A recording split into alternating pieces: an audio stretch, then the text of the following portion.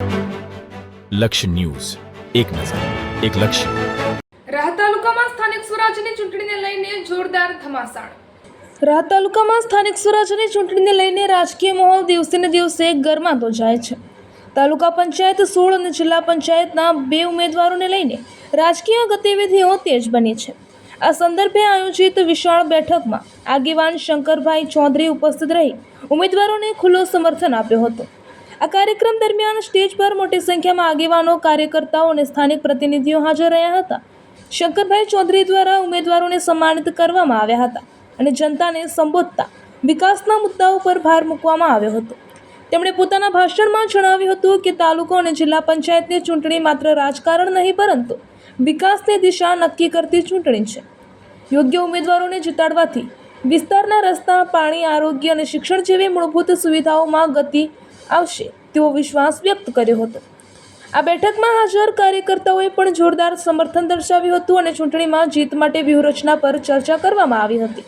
આ કાર્યક્રમમાં મોટી સંખ્યામાં ગ્રામજનો ઉમટ્યા હતા, જેના કારણે ચૂંટણીનો માહોલ વધુ ગરમાયો હોવાનું જોવા મળ્યું છે. આગામી દિવસોમાં પ્રચાર વધુ તેજ બનશે તેવી શક્યતા છે અને બંને પક્ષો વચ્ચે કડક ટક્કર જોવા મળી રહેશે.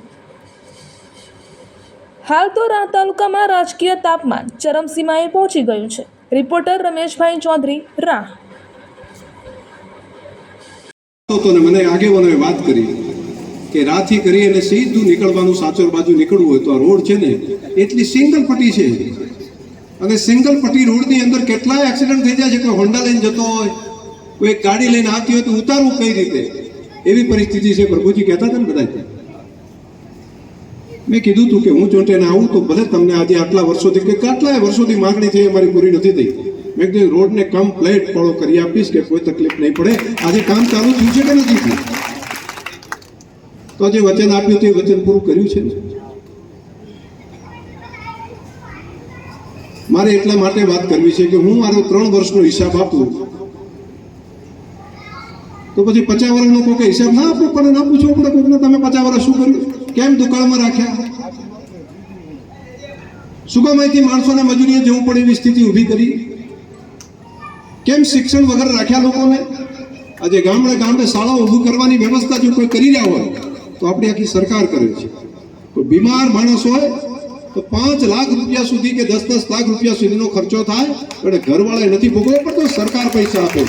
આ વ્યવસ્થા થઈ હોય. 24 કલાક વીજળી આપવાનું કામ જો કોઈ કર્યું હોય તો કોણે કર્યું? અરે હાઈવે ઉપર કોઈ તરફડીને મરી જતો કોઈ જવાનીઓ હોય તો એને લેવા માટે કોઈ ના આવતું. સરકારની ગાડી 108ની આવે અને તાત્કાલિક એના પ્રાણ બચાવવાની વ્યવસ્થા થતી હોય ગામડે અને ડીઝલના પૈસા કોઈ ના માગે. આવી વ્યવસ્થા ઊભી કરી હોય તો કોણે કરી?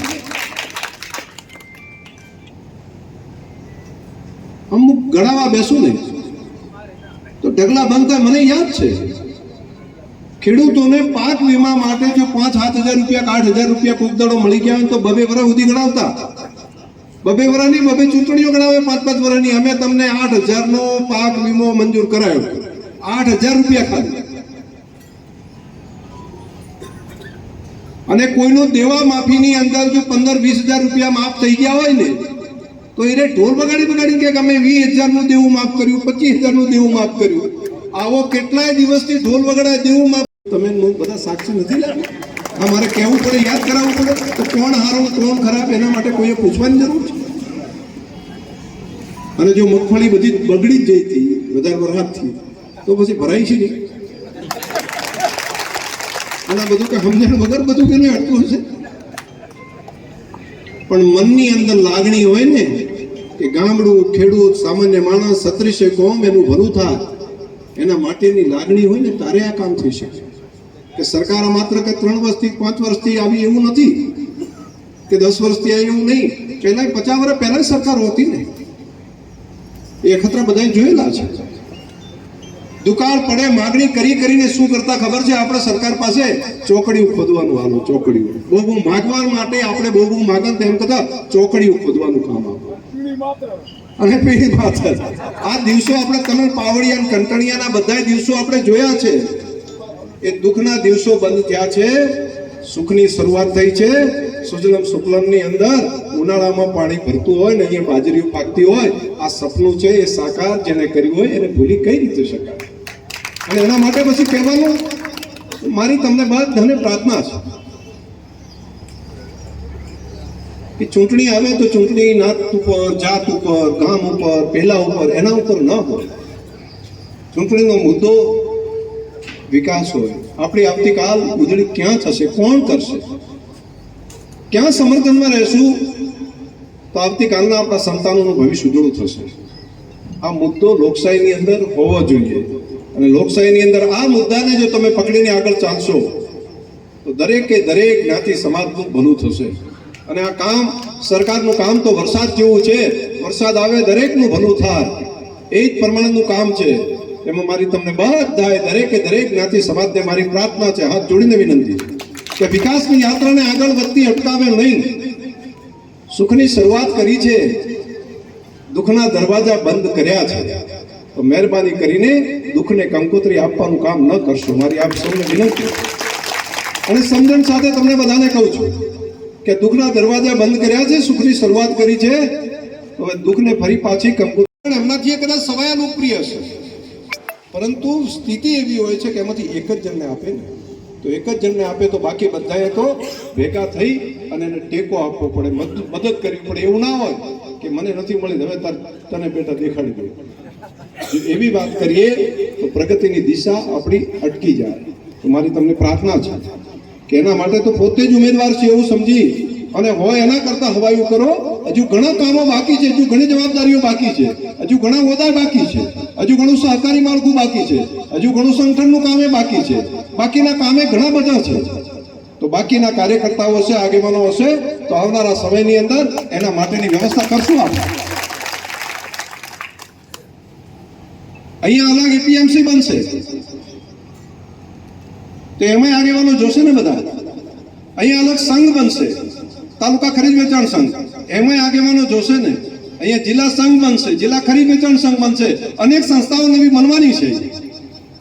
અહીંયા સંગઠનના કામની અંદર પણ ઘણા બધા કાર્યકર્તાઓ આગેવાનોની જરૂર પડશે. તો એ વખતે ભેગા મળીને દરેકે દરેક, કોઈ અહીંયા કામ કરશે, કોઈ અહીંયા કામ કરશે, કોઈ એક કામ કરશે, કોઈ બીજું કામ કરશે, ભેગા થઈ અને સરસ મજાનું એક આપણી ટીમ બને. અને ટીમ એવી હોય કે આપણા રા તાલુકાને શ્રેષ્ઠ તાલુકો બનાવવા માટે રાત દિવસ પૂરેપૂરો સહયોગ આપવાની પૂરી તૈયારી છે. કોમના ટેકાની જરૂર છે. દરેકે દરેકને ભેગા રાખીને ચાલશો તો આ તાલુકો મજબૂત થશે. દરેકે દરેક જ્ઞાતિ સમાજ છે એ સામૂહિક રીતે ભેગા મળીને એમ છે કે આપણા તાલુકાને વધારવો છે તો આપણો તાલુકો આગળ વધશે. કામ હજુ ઘણા કરવાનું બાકી છે. મારે અહીંયા મામલતદાર ઓફિસ બનાવવાની થશે, અહીંયા પ્રાંત ઓફિસ ત્યાંથી હોય તો આપણે તો નજીક જ ત્યાં પડી છે. અહીંયા પોલીસ સ્ટેશન અલગ કરવાનું થશે, અહીંયા દવાખાનાની વ્યવસ્થા આપણે જે કરી છે હજુ પણ આગળ લઈ જવાનું થશે. અહીંયા બાકીના કામો જે છે એને કેટલા કેટલા કામ છે. આ બધા કામ માટે મારો ઉત્સાહ જળવાઈ રહે એના માટે તમારે બધાએ ટેકો આપવો પડશે. મને પણ કામ કરવાનો ઉત્સાહ થાય. અને પાણી માટેની જે વ્યવસ્થા થઈ રહી છે ગામડે ગામડે, મેં સર્વે કરાવીને આખી ટીમને, કાર્યકર્તા આગેવાનોની ટીમ ગામડે ગામડે જઈ હતી અને બધા ગામ જઈને ગામના લોકોને પૂછીને કીધું કયું તળાવ ભરવું છે, તો કીધું આ તળાવ ભરવું છે, એના માટેની મંજૂરી. હજુ પણ કઈ નાનું મોટું બાકી રહેતું હોય તોય કામ કરીને કરવું છે. આપણા વિસ્તારની અંદર કોઈ તકલીફ ના પડે એના માટે પૂરી ટીમ, આપણું કાર્યાલય હોય, અમારી આખી ટીમ કાર્યકર્તા આગેવાનોને બધા કામ કરે છે. પરંતુ તમે બધા આ કામને વધાવો છો એ અમને ખબર શીરીક પડે.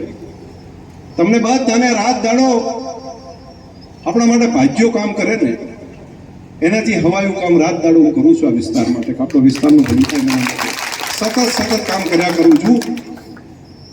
તો એમાં આપણે તો કોઈ મજૂરીઓ માણસ કરતો જ કામ, એટલું કામ કરું છું. અને હું બધાની હાજરી કહું છું, તમને એમને નથી કહેતો. અને કરું છું ને એટલા માટે કહું છું. મને એમ કે મારો વિસ્તાર સારો થવો પડે, મારો વિસ્તાર ગરીબમાં ગરીબ માણસ એ આગળ વધવો પડે, મારા વિસ્તારની અંદર કોઈને કોઈ તકલીફ ના રહે, મારો વિસ્તાર સૌથી આગળ હોય, એના માટે રાત દિવસ મહેનત કરું છું. તો મને ઉત્સાહ ત્યારે જ રહેશે કે એની અંદર પરિણામ જ્યારે આવે ને તે દિવસે મને એમ થાય કે હું જે કામ કરું છું ને મારા વિસ્તારના પ્રજાજનોને સમજે છે. હવે જો એમાં તમને એવું લાગે કે આ સમાજનો, આ ગામનો, આ પેલાનો, આને આપી તેને આપી, જો એમાં કરશો તો સૌથી વધારે દુઃખી કોઈ થશે તો હું થઈશ. તો હું દુઃખી ના થઉં એટલા માટે કરીને પણ તમારે બધા લોકોએ તમામ ગામના લોકોએ વિકાસ સાથે જોડાયેલા લોકોને તમારે મદદ કરવી પડે. પ્રગતિ સાથે જે મોદી સાહેબ અને ભૂપેન્દ્રભાઈ પટેલની સાથે જે જોડાયેલા છે ને એ બધા લોકોને મદદ કરો, તો જેથી કરીને હું પણ હક ને અધિકારથી હજુ આપણા તાલુકા માટે વધારે કામ કરાવીશું. આ કામ તમારે કરવું પડે, એમાં તમારો સહયોગ આપવો પડે. મારી યુવાન મિત્રોને વિનંતી છે, માતાઓ બહેનો અને વડીલો બધાને વિનંતી છે, એ કામ આ ચૂંટણી માત્ર ગામની કે એક ગામની કે બે ગામની નથી, આ એક વિકાસના કામની ચૂંટણી છે અને માપદંડ એના ઉપર થતું હોય છે. સ્થાનિક સ્વરાજ્યની ચૂંટણીમાં ઘણા લોકો કહે આ તો ગામમાં મકાન આપવા માટેની વાત હોય, ગામના રોડ રસ્તાની વાત હોય. નહીં, એટલા પૂરતી નથી. એક નવો સરકારમાંથી હજુ વધારે નવી યોજનાઓ દાખલ કરવા માટે, વધારે યોજનાઓ લાવવા માટે પણ ખૂબ ઉપયોગી થશે. એટલા માટે પણ તમે બધા કામે લાગો અને તમે બધા જો યાદ રાખતા હોય ને, જો ભૂલી ના ગયા હોય ને, તો વિપોર પેલું વાવાઝોડું આવ્યું, ખબર છે વિપોર? જો હું તમારા પડખે ઉભો રહ્યો છું કાલે. એ વરસાદની અંદર વાવાઝોડાની વચ્ચે બાકી લોકોને બધાને આપણને લાગતું હતું ઘરમાં રહો, બહાર ના નીકળો, પરંતુ તમારા ધારાસભ્ય તરીકે આ રોડ ઉપર સતત ગાડી લઈને ફરતો હતો. ઘર પરિવારને બધું બાજુ મૂકીને હું મારા વિસ્તારના પ્રજાજનોની વચ્ચે અને ગામડે જઈને વીજળીના થાંભલા પડ્યા હોય, બીજું હોય, તાત્કાલિક વ્યવસ્થા કરીને સતત રાત દિવસ મહેનત કરી. પૂર આવ્યું હોય તે દિવસે પણ તમારા બધાની વચ્ચે હતો અને સૌથી પડખે ઉભા રહીને કામ કરતો. વિધાનસભા ચાલતી હોય તો ચાલુ વિધાનસભાએ આખો દિવસ કામ કરીને વિધાનસભા પૂરી કરીને રાતના સમય અહીંયા આવીને ગામડે અને સિટીની અંદર બધી જગ્યાએ પૂરવાળું હોય ત્યાં ફરી આખા તંત્રને કામે લગાડી ફરી પાછો સવારે વહેલા તો વિધાનસભાની ડ્યુટી ચાલુ કરી હોય તો રાત્રે ઊંઘવાનું કામ કે બાકીનું બધું એ ઊંઘ તેજી છે. મેં મારા વિસ્તારમાં નહીતર બહાનું બતાવી શકાય કે ચાલુ વિધાનસભા હતી કઈ રીતે આવું, પરંતુ મેં એવું નથી કર્યું. મેં તો કીધું દિવસે એ કામ કરીશ, મારી ડ્યુટી જે છે સંવિધાનિક એ પૂરી કરીશ, પરંતુ રાતના સમયે મારા વિસ્તારના પ્રજાજનોના દુઃખની અંદર દૂર કરવા માટે પૂરેપૂરી ટીમ આખી રાત બેસીને આ કામ કર્યું છે. અને એટલું જ નહીં, સરકારની માત્ર સહાય જ આપી એટલું જ નહીં, માણસ માટે જ કામ કર્યું એટલું નહીં, ગંઠાની ગાડીઓ ભરી ખટારા ભરીને એક ગામડા સુધી પહોંચી ગયો. હજુ પણ ગૌશાળાઓની અંદર આ ઘાસ તમે જોતા હશો, ઇતિહાસમાં કદાચ ક્યારેય આટલા ગાડીઓ નહીં આવી હોય ગામની અંદર. હું બોલું છું, આ વાત સાચી છે? સાચી વાત આ ચૂંટા ખબર પડે. તો આ કામ એમાં કોઈ માગવા આવ્યું હતું, કીધું હતું તમે શંકરભાઈ આટલું કરી આલો, પણ શું કામ કર્યું હશે? મને તમારા પ્રત્યેનો પ્રેમ છે, મને હૃદયથી લાગણી છે, હું કંઈક મારા વિસ્તાર માટે કરું. અને આ કરોડો રૂપિયા ખર્ચીને એનું ભાડું છે ને 30-40 હજાર રૂપિયા તો ભાડું થયું હશે એક ખટારાનું ત્યાંથી લાવવા માટે. અને બધી ટ્રકો ભરીને ગામડે પહોંચે. માણસને તો મદદ થાય, પરંતુ ગાય હોય, પશુ હોય, એના પણ મોઢા સુધી પહોંચે, એ પણ સુખી થાય એટલું બેસીને કર્યું. નહીં પહેલા એમ કહીએ કે કોઈ દિવસ આવા ઘાસ તો આવ્યા નથી તો નવેસરથી શું કામ કરો છો, પરંતુ ના, એવું નથી કર્યું. મને લાગ્યું કે મારા વિસ્તારના પ્રજાજનોએ મને આટલો પ્રેમ ને લાગણી આપી છે, જો મને ભગવાને જે બુદ્ધિ શક્તિ આપી છે એનો ઉપયોગ કરીને મારાથી બને એટલી મદદ કરું એમના માટે. તો સતત મહેનત કર્યા કરું છું. તો આ ટાઈમે આ ચૂંટણીમાં આપણા જે ઉમેદવારો છે એટલું જ નહીં, જ્યાં સગુવાલું હોય, સંબંધી હોય, મિત્રો હોય, આજુબાજુ, એ બધી જગ્યાએ મહેનત કરો અને ખૂબ સારું પરિણામ લાવો. એની અંદર જ આ વિસ્તારનું ભલું છે, એની અંદર જ આ વિસ્તારનું હિત સચવાયેલું છે. આટલી વાત મારે તમારા બધાની વચ્ચે કરવાની હતી. અહીંયા ઉમેદવારોની પણ લાઈન છે. મને કીધું, મેં કીધું ઉમેદવારોની વાત તો મોદી સાહેબની સાથે, ભૂપેન્દ્રભાઈ પટેલની સાથે કોણ સહયોગ કરે છે, તો એની ઉમેદવારોની યાદી પણ તમને બધાને બોલું છું કે આ બધા વિકાસની સાથે જોડાયેલા છે. ડુવાની અંદરથી જિલ્લા પંચાયતમાં ઠાકોર મંજુલાબેન હેતુજી, ડુવા તાલુકા પંચાયતની અંદર ભીલ વિનાબેન રાજુભાઈ, ડેડુઆ તાલુકા પંચાયતની અંદર માળી રેખાબેન શંકરજી, પાવડાસણ તાલુકા પંચાયતની અંદર પંડ્યા મહેન્દ્રકુમાર મનસારામ, ઊંટવેલિયાની અંદર મકવાણા જોધાભાઈ ઈશાજી, ઘોડાસરની અંદર પ્રજાપતિ વર્ષાબેન વરદાભાઈ, રાની અંદર વાઘેલા દલપતસિંહ ભમરજી, થરાની અંદર પટેલ શિવરાજભાઈ હરિભાઈ, અહીંયા બાકી પણ કદાચ આવ્યા હશે, બોરસદથી પણ કોઈ છે. આપણે શું કરવું પડે? આપણા પ્રશ્નો સંભળાય એના માટે મહેનત કરવી પડે કે નહીં? અને પછી ખાલી એમ કે અમારે ખાલી રજૂઆત કરશું, વાંધો કરશું, વિરોધ કરશું, તો વિરોધ કરવાથી શું ફાયદો થાય? વિરોધ કરવાથી કંઈ ના થાય. હું કોઈ માટે ક્યાંય એક પણ અપશબ્દ બોલું છું ક્યારે? વિરોધ કરવાથી શું થાય? પ્રજાનું ભલું ના થાય. પ્રજાનું ભલું તો એની સાથે જોડાઈને એ સરકારની અંદરથી એનું કામ કરાવી લાવીએ અને એનું પરિણામ આપીએ તો થાય. અને મારે તમને બધાને કહેવાનું હતું કે કેટલીક જગ્યાએ ચર્ચા એવી ચાલે છે